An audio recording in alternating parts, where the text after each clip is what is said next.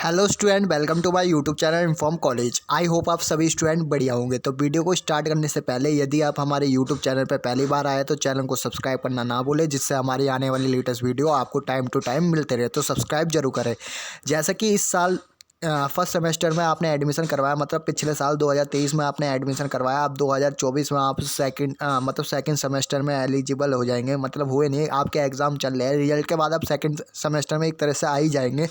तो बहुत से स्टूडेंट अभी भी डाउट में है कि सर जो एग्ज़ाम में क्वेश्चन पेपर आता है कि उसमें हिंदी या इंग्लिश किस माध्यम से हमें पेपर देना है, तो कि हम बहुत कंफ्यूज होते हैं। तो मैं आपको बता दूं, आप हिंदी इंग्लिश दोनों लैंग्वेज में किसी भी लैंग्वेज में दे सकते हैं। बस शर्त एक ये रहेगी कि जिस लैंग्वेज में आप दे रहे हैं, जैसे इंग्लिश में आपने पहला क्वेश्चन करा तो आपको सारे ही क्वेश्चन इंग्लिश में करना है, एंड हिंदी में जो आपने पहला क्वेश्चन करा उससे ही, मतलब जो पहला क्वेश्चन हिंदी में करा तो सभी हिंदी में आपको क्वेश्चन करना है। क्वेश्चन पेपर में भी लिखा रहता है, इसलिए मैं आपको लाइव क्वेश्चन पेपर भी दिखा देता हूँ।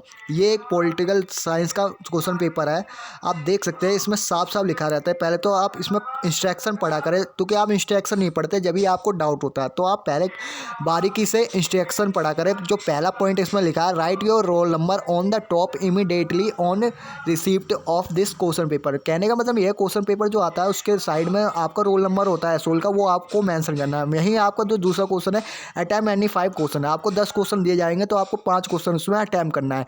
तीसरा क्वेश्चन मिलेगा, all question carry equal marks. सारे ही क्वेश्चन एक सामान्य मार्क्स के हैं, मतलब एक ही अंक के सारे ही क्वेश्चन हैं, मतलब सारे ही क्वेश्चन आपके एक ही नंबर के होंगे। जैसे सपोज दैट 12 नंबर आपका 25 नंबर का एक क्वेश्चन है, तो आपका अगला क्वेश्चन भी 25 नंबर का है। कहने का मतलब ये है। चौथा जो क्वेश्चन है, आंसर में be written either in English और Hindi but the same medium should be used थॉट आउट द पेपर। कहने का मतलब यह है कि इसमें बता रखा, साफ साफ कह रखा है, या इंग्लिश या हिंदी में आप किसी भी क्वेश्चन को अटैम्प्ट करते हैं तो सारे ही क्वेश्चन आपके उसी मीडियम के होने चाहिए, मतलब उसी के क्वेश्चन बेस होने चाहिए। मतलब इंग्लिश में करा तो सारे ही क्वेश्चन आपके इंग्लिश में होने चाहिए।